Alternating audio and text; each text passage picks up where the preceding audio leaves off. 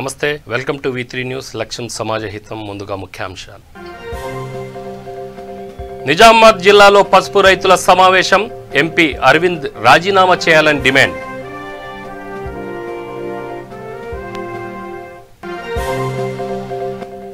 రాష్ట్ర వ్యాప్తంగా ఎమ్మెల్యే విద్యాసాగర్ రావు దిష్టి బొమ్మల దగ్ధం ఆయనను పదవి నుండి బర్తరఫ్ చేయాలని బీజేపీ నేతల డిమాండ్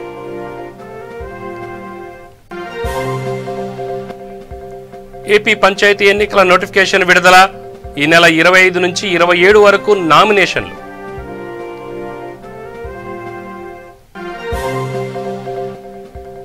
తెలంగాణలో విజృంభిస్తున్న కరోనా కొత్తగా 221 కరోనా కేసులు నమోదు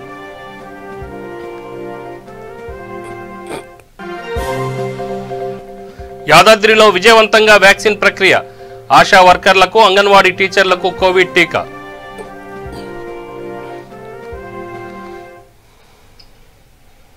నిజామాబాద్ జిల్లా బాల్కొండ నియోజకవర్గం వేల్పూర్ మార్కెట్ కమిటీలో పసుపు రైతులు సమావేశం నిర్వహించారు ఈ సమావేశంలో పసుపు బోర్డు తేలేకపోయిన ఎంపీ అరవింద్ రాజీనామా చేయాలని డిమాండ్ చేశారు ఎంపీ అరవింద్ రైతుల మధ్యలో చిచ్చు పెట్టే ప్రయత్నం చేస్తున్నారని మండిపడ్డారు పసుపు బోర్డు సాధించే వరకు పోరాటం ఆపేది లేదన్నారు పసుపు బోర్డు పసుపుకు మద్దతు ధర కల్పించకపోతే ఎంపీ అరవింద్ ఇంటిని ముట్టడిస్తామని హెచ్చరించారు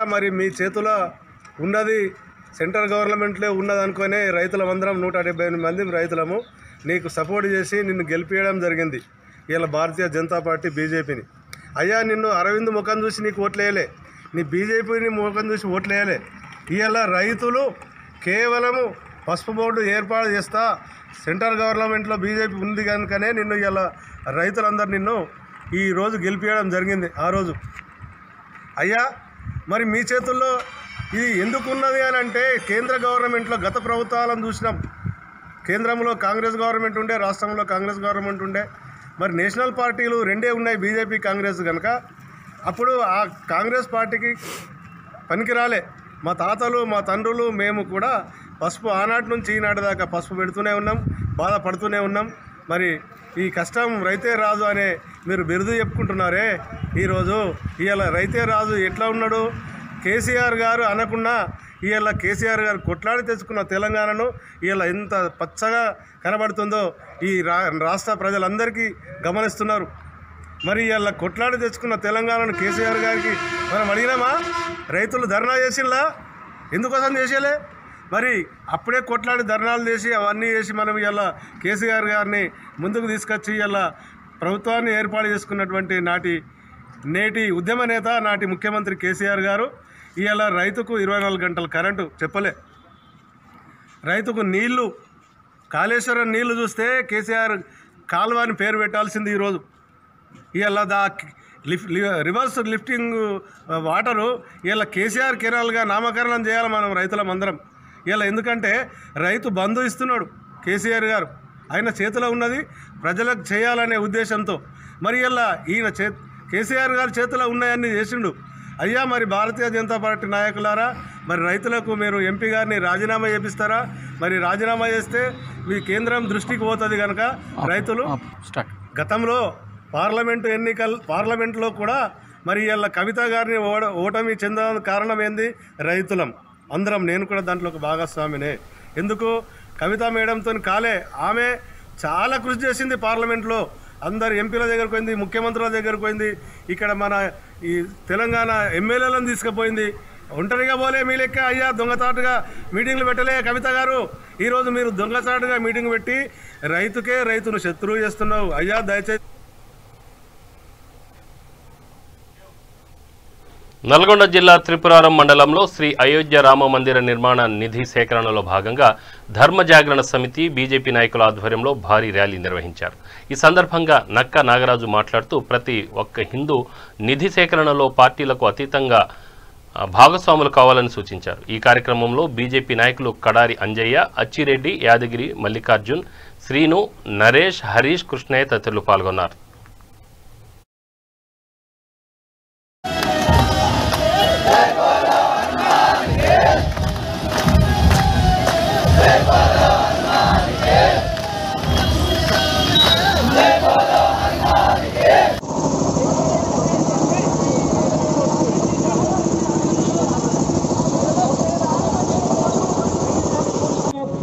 ఇళ్లలో దీపాలు పెట్టుకొని దానికి స్వాగతం పలికాము. తర్వాత ఆగస్టు 5వ తేదీన మన యొక్క అయోధ్య రామ మందిర తీర్థక్షేత్ర ట్రస్ట్ సంబంధించిన రామజన్మభూమి భూమి పూజ కూడా జరిగింది. దాని తర్వాత మనకి మన ముందు ఇప్పుడు ఏది ఈరోజు ర్యాలీ చేశామో ఈ యొక్క ర్యాలీలో మనం భాగస్వాములు అవుతున్నాం. ఎందుకంటే ఆ యొక్క కరసేవలో కావచ్చు, రకరకాల ఉద్యమాలలో దాదాపు 76 సంఘర్షణలు జరిగినాయి. ఇందాక చెప్పినట్టు 4,50,000 మంది హిందువులు ఒక రామాలయం కోసం అసలు వాసీలు. కాబట్టి ఆ అదృష్టం మనకు రాలేదు, అప్పుడు మనం పుట్టిండలేదు. కాబట్టి ఇది చివరి ఘట్టం, చివరి అడుగు ఇది. ఈ యొక్క రామ మందిరంలో అయోధ్యలో భవ్యమైన రామ మందిర నిర్మాణం కోసం మనకు ఒక అదృష్టం వచ్చింది. ఎందుకంటే ఆ దేవుడి యొక్క పని చేయడానికి ఎవరికి అదృష్టం పెట్టి పుట్టాలి. కాబట్టి మనమందరం కూడా ఈ యొక్క రామకార్యంలో నిమగ్నం కావాలి. అదేవిధంగా కేవలం మనమే కాకుండా ఈ త్రిపురారం 7 మండల కేంద్రాలు చుట్టుపక్కల గ్రామాల్లో ఉన్న ప్రతి ఒక్క హిందువును కూడా దీంట్లో భాగస్వామ్యం చేస్తూ మనం ఈ యొక్క కార్యక్రమాన్ని కొనసాగించాలి. ఎందుకంటే ఇవాళ ఆ యొక్క రామ మందిరం కోసం 1,500 కోట్లు సుమారు ఖర్చు అవుతుంది. కేవలం నిధి కోసం, డబ్బుల కోసం కాదు ఈ కార్యక్రమం. ఈ దేశంలో ఉన్న యావత్ హిందూ సమాజం ప్రతి ఒక్క హిందూ యువతి యువకులకి ఈరోజు 40 ఏళ్ల లోపు యువతి యువకులకి ఆ యొక్క రామ మందిర చరిత్ర తెలియదు, ఆ యొక్క రాముడి గురించి తెలియదు. కాబట్టి ప్రతి ఒక్క యువతి యువకునికి ఆ యొక్క అయోధ్య రాముడి గురించి తెలియజేయాలి. ఈ దేశంలో ఉన్న హిందువులలో ప్రతి ఒక్కరిలో చైతన్యం తీసుకురావాలని చెప్పేసి రాష్ట్రీయ స్వయం సేవక సంఘం మరియు దాని యొక్క అనుబంధ సంస్థలు అయోధ్య తీర్థక్షేత్ర ట్రస్ట్ పేరు మీద దేశం మొత్తంలో సుమారు 6 లక్షల గ్రామాలు, 1,200 కోట్ల హిందూ కుటుంబాలు, 60 కోట్ల హిందువులని ఈ కార్యక్రమం ద్వారా టచ్ చేయబోతున్నాం. ఎట్లయితే భద్రాద్రిలో రామదాసు జనాల్లోకి వెళ్ళి ఏ విధంగా యొక్క భవ్యమైన రామమందిర నిర్మాణం చేశాడో అదేవిధంగా అయోధ్యలో కూడా మన హిందువుల ద్వారా ప్రతి హిందువు కూడా ఆ యొక్క రామమందిరం నాది, ఆ గుడి నాది అని చెప్పేసుకోవాలని చెప్పేసి ప్రతి ఒక్కరిలో ఆ యొక్క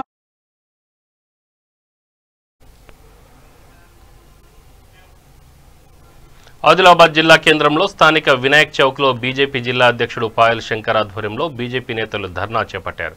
హిందువుల మనోభావాలను దెబ్బతీసే విధంగా మాట్లాడిన ఎమ్మెల్యే విద్యాసాగర్ రావును పదవి నుండి బర్తరఫ్ చేయాలని డిమాండ్ చేశారు.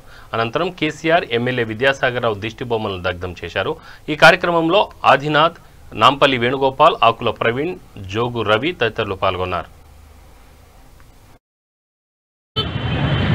కల్వకుంట్ల విద్యాసాగర్ రావు గారు పిచ్చి పట్టినట్టు హిందూ సమాజాన్ని అవమానపరిచే విధంగా, హిందువుల మనోభావాలను దెబ్బతినే విధంగా నిన్న మీడియాలో మాట్లాడడం జరిగింది. మేము మొదటి నుంచి కూడా చెప్తున్నాం, టీఆర్ఎస్ పార్టీ పక్క హిందూ వ్యతిరేక పార్టీ అని.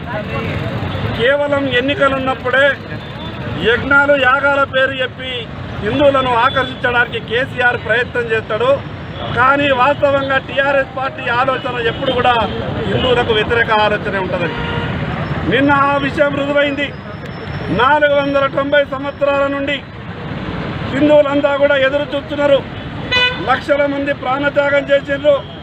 సుప్రీంకోర్టు తీర్పు ఫలితంగా ఈరోజు అయోధ్యలో రామ మందిరం భవ్య నిర్మాణం జరుగుతుంటే దాన్ని చూసి ఓర్వలేనటువంటి టీఆర్ఎస్ పార్టీ వాళ్ళు అక్కడ రాముని మందిరం అవసరం లేదు, అయోధ్య రాముడు మన రాముడు కాడని ఈ పిచ్చి ఎమ్మెల్యే మాట్లాడుతున్నాడు. ఆదిలాబాద్ నుంచి ఆ పిచ్చి పట్టిన ఎమ్మెల్యేని అడగదలుచుకున్నాం. రాముడు అయోధ్యలో ఒక రాముడు, ఆంధ్రాలో ఒక రాముడు, తెలంగాణలో ఒక రాముడు ఉంటాడా? నిజంగా నువ్వు ఎమ్మెల్యే ఎట్లయినావో సిగ్గుతో తెరవచ్చుకునే విధంగా నీ కోటేసిన వాళ్ళను కూడా నువ్వు అవమానపరిచే విధంగా మాట్లాడుతున్నావు. హిందూ బంధువులారా, టీఆర్ఎస్ పార్టీ ఆలోచనను గమనించండి. ఏ రకంగా మాట్లాడుతున్నారు. ఈరోజు ఒక సంతోషమైనటువంటి సమయం. ప్రపంచ హిందువులంతా కూడా యాదాద్రి భువనగిరి జిల్లా ఒలిగొండ మండల కేంద్రంలోని ప్రాథమిక ఆరోగ్య కేంద్రంలో కరోనా వ్యాక్సిన్ కేంద్రాన్ని జిల్లా అసిస్టెంట్ కలెక్టర్ గరిమ అగర్వాల్ పరిశీలించారు. కరోనా వ్యాక్సిన్ ముందుగా ఆశా వర్కర్లకు, అంగన్వాడీ టీచర్లకు ఇవ్వడం జరిగిందని కలెక్టర్ తెలిపారు. ప్రతి ఒక్కరూ మాస్క్ ధరిస్తూ సామాజిక దూరం పాటిస్తూ జాగ్రత్తలు తీసుకోవాలని తెలిపారు.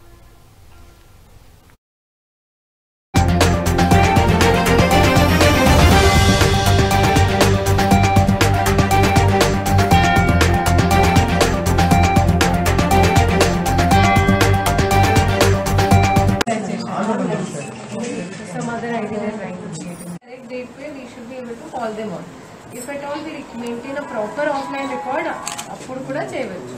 But just you please one copy you save, one DMH paper. 30 signature కూడా తీసుకుంటాం. We've been doing vaccination. It's been 4th day today.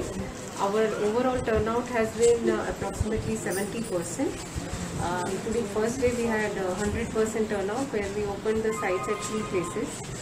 Ninna mana mottam sites ku open chesamu. And so far thankfully mana district lo AA5 case raలేదు. అందరికీ are fine. Normally second day కు కొంచెం జ్వరం body pain వస్తుంది, but అది completely normal ఉంది. That is a signal that vaccine is working fine. Otherwise also మన 108 RBSK vehicle referral hospital మొత్తం రెడీ చేశాము. So for that we are ready. And by the end of today we should be able to complete almost all health beneficiaries. తెలంగాణలో గత 24 గంటల్లో కొత్తగా 221 corona కేసులు నమోదయ్యాయి. రాష్ట్ర వైద్య ఆరోగ్య శాఖ ఈ రోజు ఉదయం వెల్లడించిన కరోనా కేసుల వివరాల ప్రకారం గత 24 గంటల్లో కరోనాతో 2 ప్రాణాలు కోల్పోగా అదే సమయంలో 431 మంది కోలుకున్నారు. ఇక రాష్ట్రంలో నమోదైన మొత్తం కరోనా కేసుల సంఖ్య 2,93,056కి చేరింది. ఇప్పటివరకు మొత్తం 2,87,899 మంది కోలుకున్నారు. మృతుల సంఖ్య 1,588కి పెరిగింది. తెలంగాణలో ప్రస్తుతం 3,569 మంది కరోనాకు చికిత్స పొందుతున్నారు. వారిలో 1,973 మంది హోమ్ క్వారంటైన్లో చికిత్స తీసుకుంటున్నారు. జీహెచ్ఎంసీలో పరిధిలో కొత్తగా 36 కరోనా కేసులు నమోదయ్యాయి.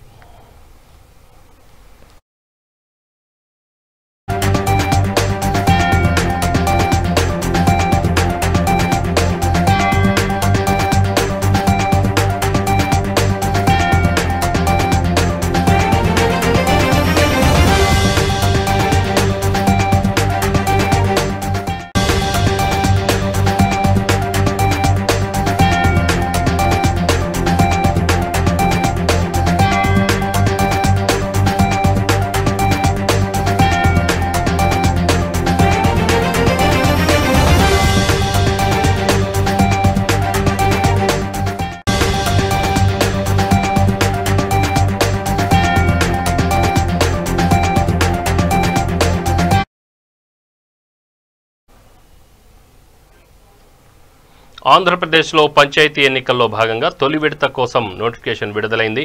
విజయవాడలో రాష్ట్ర ఎన్నికల కమిషనర్ నిమ్మగడ్డ రమేష్ కుమార్ నోటిఫికేషన్ను విడుదల చేశారు. రాజ్యాంగం రచించిన అంబేద్కర్ మాసపత్రికే ఎన్నికల సంఘమని పేర్కొన్నారు. ఎన్నికలు సకాలంలో నిర్వహించడం కమిషన్ విధి అని సుప్రీంకోర్టులో నిర్ణయం వస్తే తప్పకుండా పాటిస్తామని స్పష్టం చేశారు. ఎన్నికల ప్రక్రియను ప్రారంభించి ముందుకు వెళ్తున్నామని 4 దశల్లో పంచాయతీ ఎన్నికలు నిర్వహించనున్నట్లు తెలిపారు. తొలి దశలో విజయనగరం, ప్రకాశం జిల్లాలు మినహా మిగిలిన 11 జిల్లాల్లో ఎన్నికలుంటాయని పేర్కొన్నారు. ఇవాళ మధ్యాహ్నం 3 గంటలకు సీఎస్ పంచాయతీ ముఖ్య కార్యదర్శి హాజరు కావాలని కోరుకున్నారు.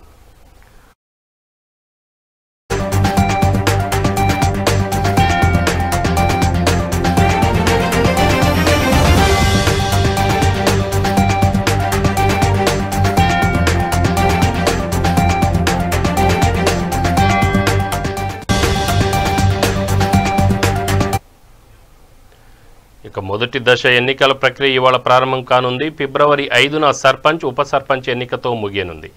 23వ తేదీన నోటిఫికేషన్ జారీ కాగా ఈ నెల 25 నుంచి 27వ తేదీ వరకు అభ్యర్థుల నుంచి నామినేషన్లు స్వీకరించనున్నారు. 28న నామినేషన్ల పరిశీలన, 29 నామినేషన్లపై వచ్చిన అభ్యంతరాల పరిశీలన, 30న ఈ అభ్యంతరాలపై తుది నిర్ణయం, 31న నామినేషన్ల ఉపసంహరణకు తుది గడువు. అదే రోజు పోటీలో ఉన్న అభ్యర్థుల జాబితా ప్రకటించనున్నారు. ఫిబ్రవరి 5న ఉదయం 6:30 నుంచి మధ్యాహ్నం 3:30 వరకు పోలింగ్ జరగనుంది. పోలింగ్ పూర్తయ్యాక సాయంత్రం 4 గంటల నుంచి ఓట్ల లెక్కింపు ఉంటుంది. అనంతరం ఫలితాలు వెల్లడించనున్నారు. ఆ తర్వాత ఉప సర్పంచ్ పూర్తి చేయడంతో మొదటి విడత ఎన్నికల ప్రక్రియ ముగుస్తుంది.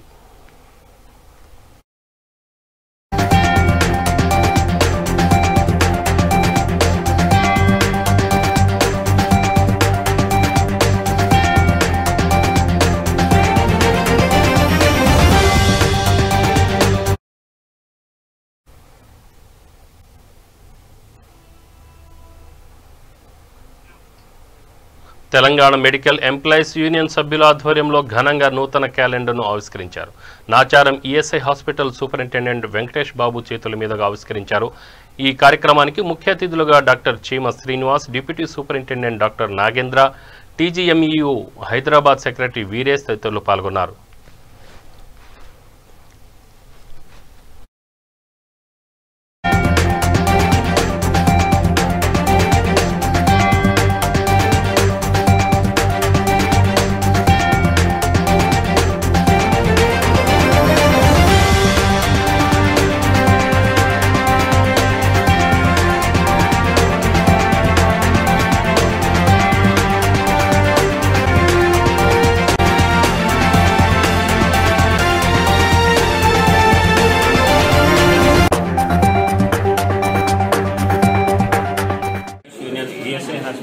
Sanath Nagar branch located at Nacharam ఈ నూతన సంవత్సరాల సందర్భంగా ఈ క్యాలెండర్ ఆవిష్కరణ చేస్తున్నందుకు అందరికీ కార్యవర్గ సభ్యులకు మరియు అందరి సభ్యులు కంగ్రాచులేషన్స్ తెలియజేస్తున్నాను. Wish you all the best అండి.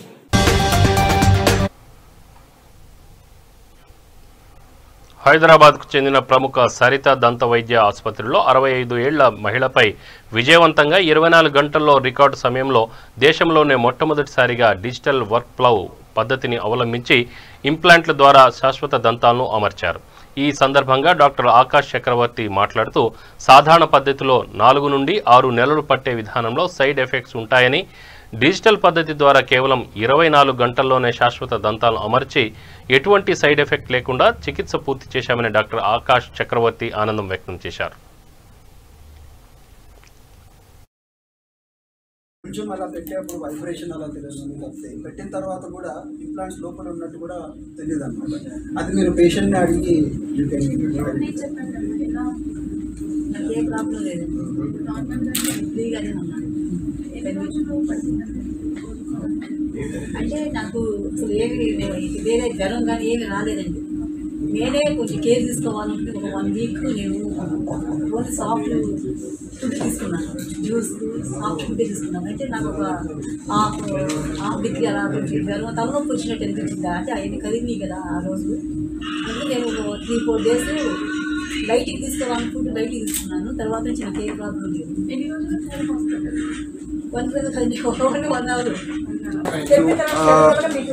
Hello Andy, we are here to discuss a new revolutionary procedure that we have done. We have fixed implants and given fixed teeth in less than 24 hours. ఇది జనరల్గా implants అంటే surgery చేయాలి, ఆ తర్వాత చాలా నొప్పితో కూడుకొని ఉంటుంది, తర్వాత టీత్ పెట్టడానికి కొంచెం టైం పడుతుంది, 3 months to 6 months టైం పడుతుంది అనుకుంటారు. జనరల్లీ జరిగేది అదే. కానీ మేము డెవలప్ చేసిన టెక్నాలజీ ద్వారా 24 అవర్స్లో ఇంప్లాంట్స్ నుంచి పళ్ళు లేని వాళ్ళ నుంచి పళ్ళు ఉన్న వాళ్ళు అవుతారనమాట, ఫిక్స్డ్ టీత్ ఉన్న వాళ్ళు అవుతారనమాట. సో ఇంప్లాంట్స్ పెట్టడం కూడా డిజిటల్ పద్ధతిలో, కీ హోల్ గైడెడ్ పద్ధతిలో పెట్టడం జరిగింది. ఆ తర్వాత we have even the prosthetic procedures were done digitally.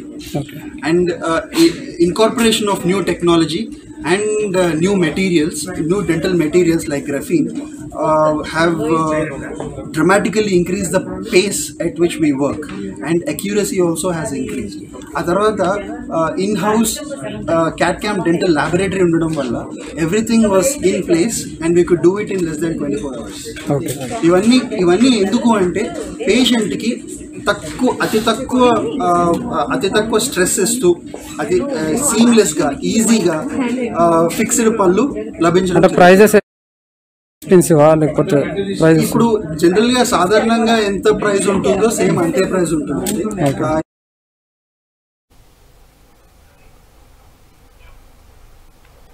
Commissioner of police Ramagundam Satyanarayana ఆదేశాల మేరకు పెద్దపల్లి జిల్లా Godavarikhani division Ramagiri police station పరిధిలోని లొంక కేసారం గ్రామంలో పోలీస్ కళా బృందం వారు కళా ప్రదర్శన నిర్వహించారు. ఈ కార్యక్రమంలో మద్యపానం, ధూమపానం, గుట్కా, మూఢనమ్మకాలు, రైతు ఆత్మహత్యలపై అవగాహన కల్పించారు. ఇలాంటి కార్యక్రమాలు చేయడం ద్వారా పోలీసు బృందంపై ప్రజలు హర్షం వ్యక్తం చేశారు. ఈ కార్యక్రమానికి ఎస్ఐ రామగిరి, పోలీస్ కళా బృందం ఇన్ఛార్జి ఏఆర్ఎస్ఐ రెడ్డి చంద్రమౌళి పాల్గొన్నారు.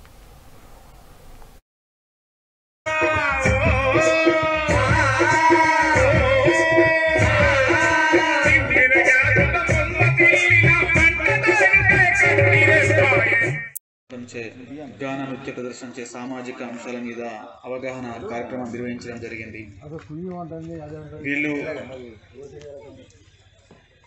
వీళ్ళు కూడా మా పోలీసు మిత్రులే. కానీ వాళ్ళ యొక్క టాలెంట్ ద్వారా మీకు అవగాహన కలిగించడం వారి యొక్క విధి.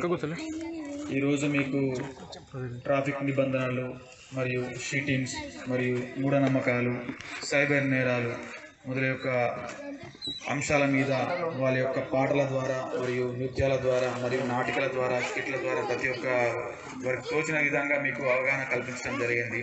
ఇది ఓన్లీ ఎంటర్టైన్మెంట్ ప్రోగ్రామ్ లెక్క కాకుండా దీని యొక్క మెసేజ్ రూపంలో మీరు తీసుకొని వాళ్ళు ఏం చెప్పారు, ఏం ఆచరిస్తే నేను ఫ్యూచర్లో మోసపోకుండా కానీ, వేధింపులకు గురి కాకుండా కానీ, యాక్సిడెంట్లకు కాకుండా కానీ ఉండగలుగుతానని ఆలోచన చేసి మీరు నేర్చుకోవాల్సిందిగా కోరుచున్నాం.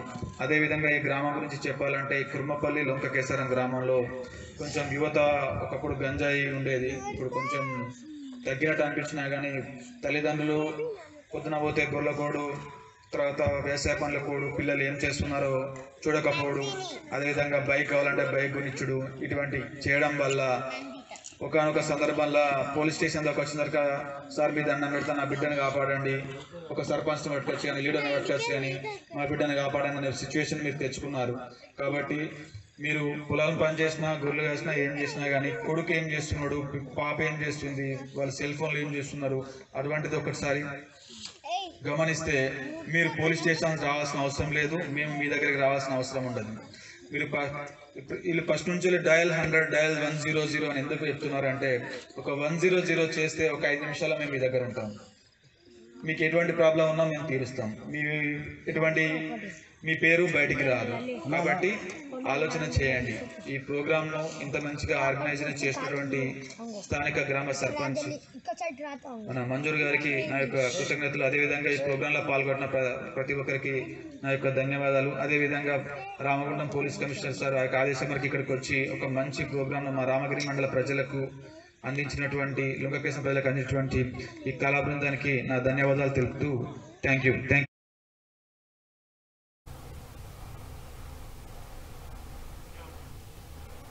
హైదరాబాద్ మెర్క్యూర్ హోటల్లో ముందు రోజుల్లో కస్టమర్లకు, భోజన ప్రియులకు రుచికరమైన వంటలు అందించనుంది. భారతదేశ వివిధ రాష్ట్రాల్లో ఉండే రకరకాల వంటకాలను కస్టమర్లకు హోటల్ మెర్క్యూర్లో లభిస్తుందని యాజమాన్యం తెలిపింది. నాణ్యమైన పదార్థాలను, పరిశుభ్రతతో కస్టమర్లకు రుచికరమైన భోజన వసతులు కల్పిస్తుందన్నారు.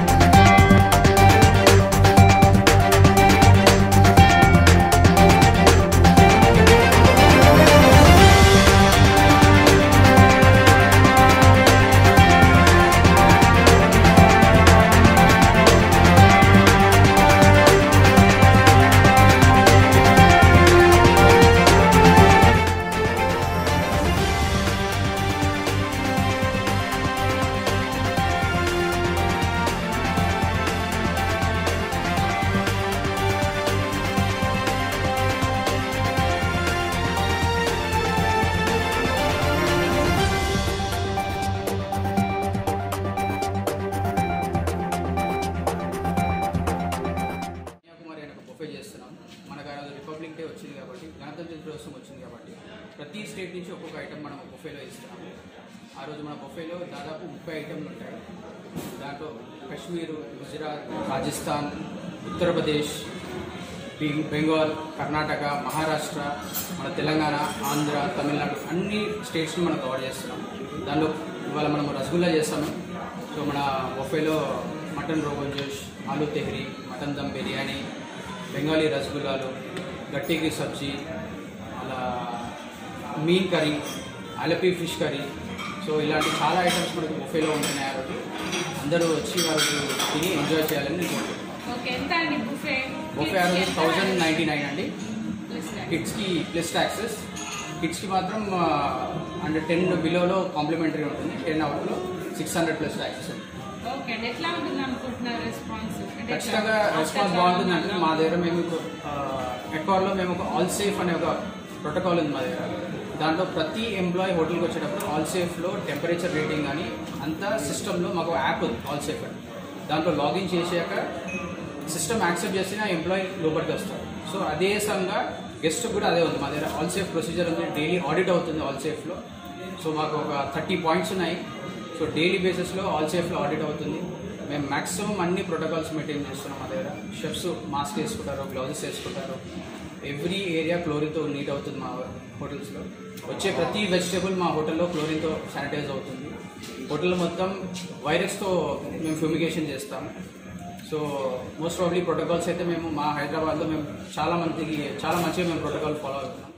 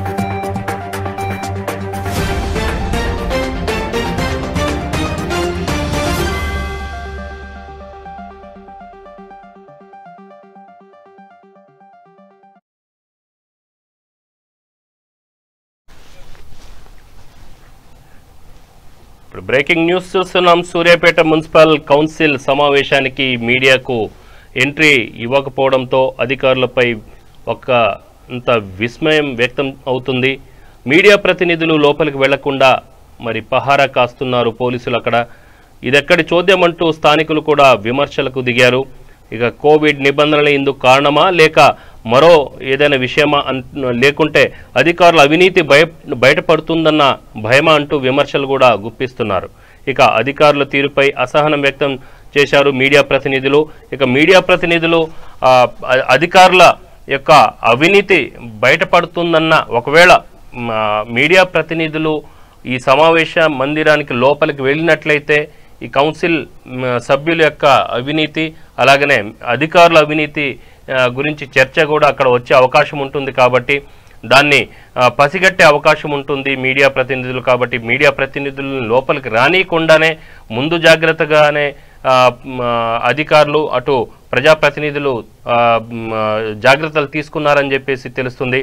అయితే మీడియా ప్రతినిధులకు మాత్రం చెప్పడం అక్కడ కోవిడ్ నిబంధనలను చెప్పేసి పై మాటకు మాత్రం ఆ విధంగా చెప్తున్నారు. కానీ మీడియా ప్రతినిధులకు లోపలికి వెళ్ళనీయకుండా ఉండటానికి కారణము అవినీతి అక్కడ ఏ మేరకు జరిగి ఉండొచ్చు అని చెప్పేసి కూడా అనుమానాలు వ్యక్తమవుతున్నాయి. అక్కడ ఉన్న స్థానికులు కూడా మీడియా ప్రతినిధులకు లోపలికి రానియకపోవడంతో స్థానికులు కూడా ఒకంత విస్మయం వ్యక్తం చేస్తున్నారు.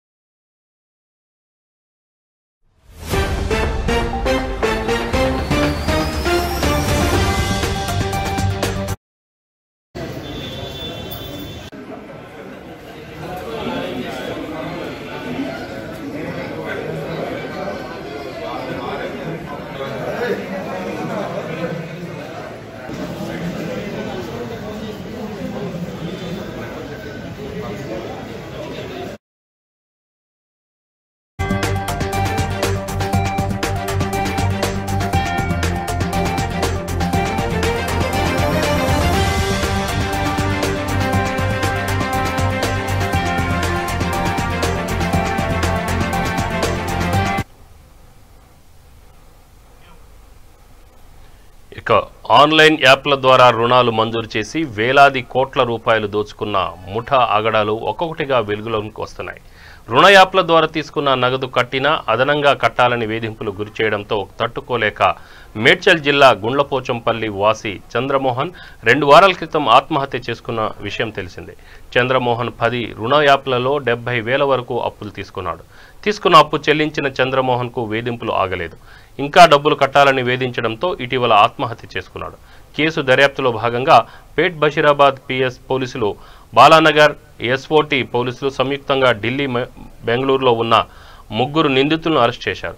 వీరి వద్ద నుంచి 2 ల్యాప్టాప్లు, 5 సెల్ ఫోన్లు స్వాధీనం చేసుకున్నారు. అనంతరం 7 బ్యాంక్ అకౌంట్లలో ఉన్న 65 లక్షల రూపాయలను ఫ్రీజ్ చేశారు.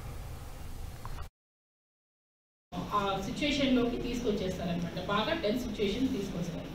అది కూడా వీళ్ళు పే చేయకపోతే next day start sending they SMS, normal SMS పంపిస్తారు. అది కూడా కాకపోతే వాట్సాప్ మెసేజెస్ పంపిస్తారు. లాస్ట్ అండ్ ఫైనల్ ఇక వీళ్ళు పే చేయడం లేదు అన్నప్పుడు మాత్రము వీళ్ళకి ఆల్రెడీ వీళ్ళు ఈ యాప్ డౌన్లోడ్ చేసినప్పుడు అగ్రి అయి ఉంటారు, వీళ్ళన్నీ కూడా యాక్సెస్ ఇచ్చేస్తున్నారు అన్నమాట. సో అప్పుడు వాళ్ళ రిలేటివ్స్, వాళ్ళ ఫ్రెండ్స్ ఎవరైతే ఉన్నారో వాళ్ళ కాంటాక్ట్స్ అన్నీ కూడా తీసేసుకొని వాళ్ళందరికీ ఇతను డిఫాల్టరు, ఇతను మాకు మోసం చేశాడు, డబ్బులు ఇవ్వలేదు అని చెప్పేసి ఎంతమంది ఉంటారో అంతమందికి కూడా వీళ్ళు ఆ మెసేజ్ ఫ్లాష్ చేయడం జరుగుతుంది. సో బేసిక్గా ఇలాంటి హ్యూమిలియేషన్, ఇలాంటి పరిస్థితి తట్టుకోలేక సూసైడ్ చేసుకోవడం జరుగుతుంది. లేదంటే కొందరు ఇల్లు కూడా వదిలి వెళ్ళిపోతున్నారు.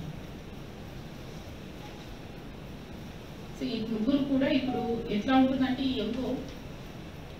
ఎవరో ఒకరు డెవలపర్స్ ఉంటారు, ఈ యాప్స్ అన్ని కూడా డెవలప్ చేసి యాప్ స్టోర్లో పెడుతున్నారు.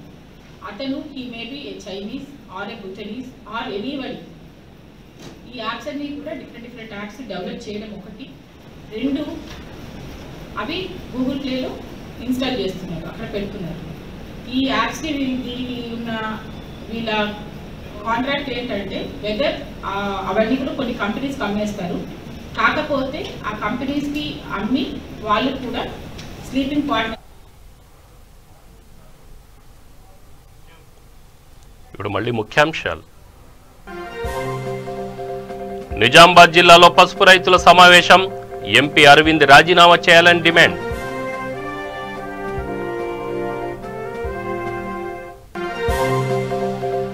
రాష్ట్ర వ్యాప్తంగా ఎమ్మెల్యే విద్యాసాగర్ రావు దిష్టిబొమ్మల దగ్ధం. ఆయనను పదవి నుండి బర్తరఫ్ చేయాలని బీజేపీ నేతల డిమాండ్.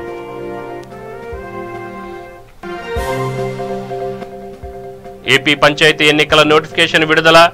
ఈ నెల 25 నుంచి 27 వరకు నామినేషన్.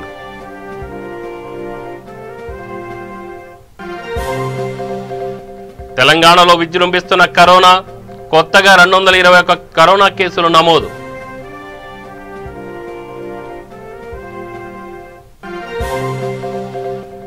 యాదాద్రిలో విజయవంతంగా వ్యాక్సిన్ ప్రక్రియ, ఆశా వర్కర్లకు, అంగన్వాడీ టీచర్లకు కోవిడ్ టీకా.